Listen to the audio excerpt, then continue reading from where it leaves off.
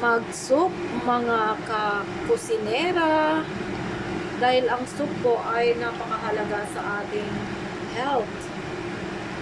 Kaya kailangan make sure na hello po, magandang araw po sa inyong lahat. Ito po ang ating snake face. Sorry guys, pero hindi ko pala na-on kanina ang aking video kanina. So, na-fry ko na itong snake fish or kung tawagin ay dalag. So, ngayon, i-switch off ko na ang fire. Then, ngayon ilalagay naman natin dito sa pinapakuluan nating soup.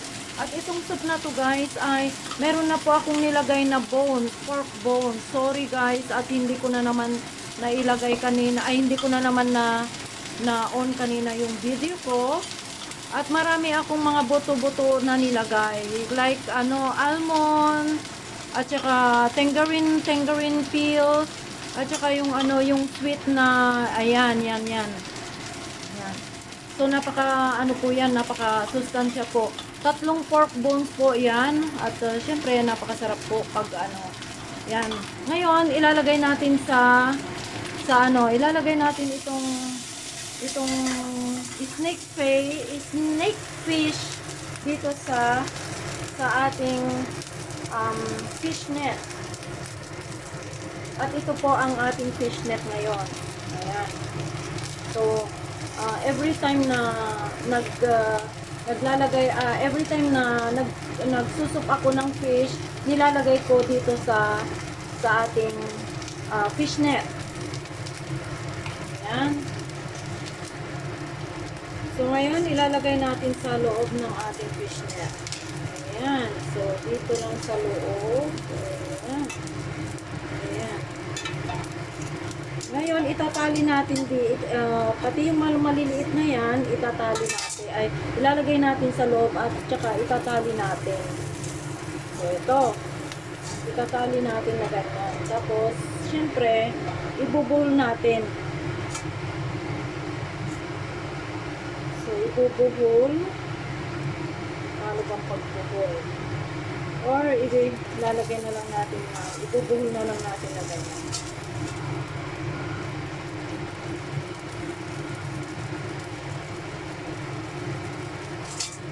So, eto na.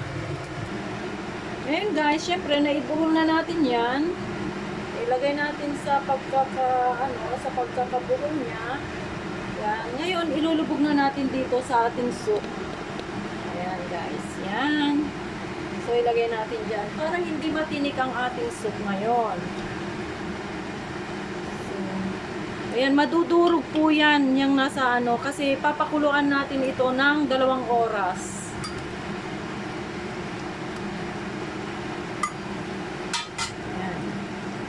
At syempre, ito po ang watercress. So, hugasan natin itong vegetable na to. Yan. Hugasan natin. At hahatiin natin ng 2 beses. Yan. Ito po ang idadagdag natin sa ating soup para mas masarap at mas masustansya po. So, ibababad ko ito ng baking soda at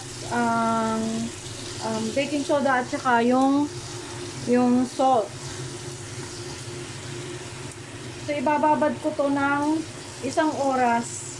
Kasi, ilalagay ko lang naman ito sa soup, guys, pagkatapos ng 1 oras na pagpapakulo sa soup na snake fish. Ayan.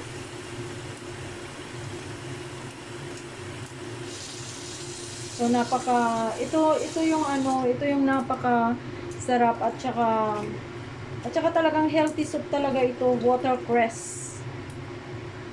Syempre may pork bones, syempre, yan. So lalagyan natin ng baking soda. Yan. Salt at baking soda. Yan. So, panghugas po natin at pangbabad po natin yan.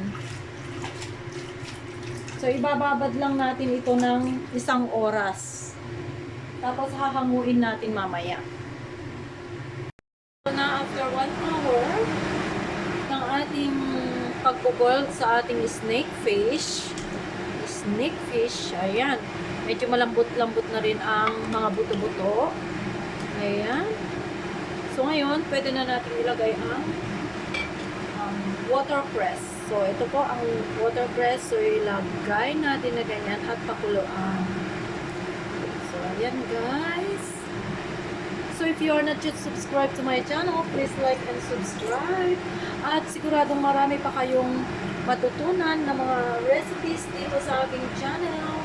Mga Filipino or mga Chinese recipes, especially soup guys. Kailangan nating mag-soup, mga kakusinera, dahil ang soup po ay napakahalaga sa ating health. Kaya kailangan make sure na kailangan nating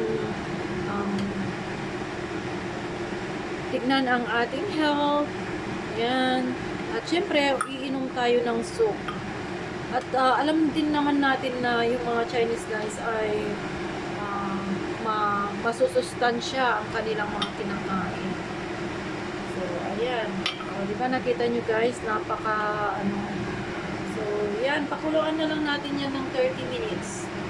So, after 30 minutes guys, titingnan natin mamaya kung at syempre, kailangan na natin lagyan ng konting asin. Konting asin lang po yan. Yan. Ganyan lang po. Bawal po ang maraming asin. So, ayan, papakuluan lang natin. So, eto na. So, after 30 minutes natin pagpapakulo, eto na ang ating masustansyang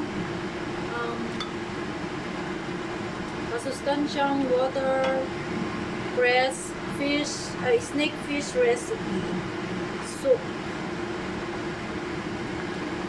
So, lagyan lang natin ng, syempre, alam na natin itong watercress, kailangan natin na inumin. At kainin din ang ating vegetable. So, ayan guys.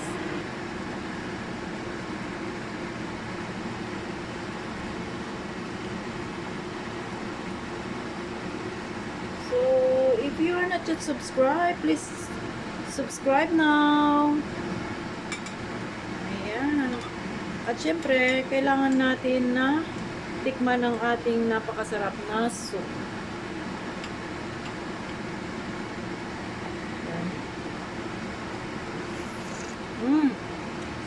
Ang tamis guys. Ang napakatamis talaga. Super yummy.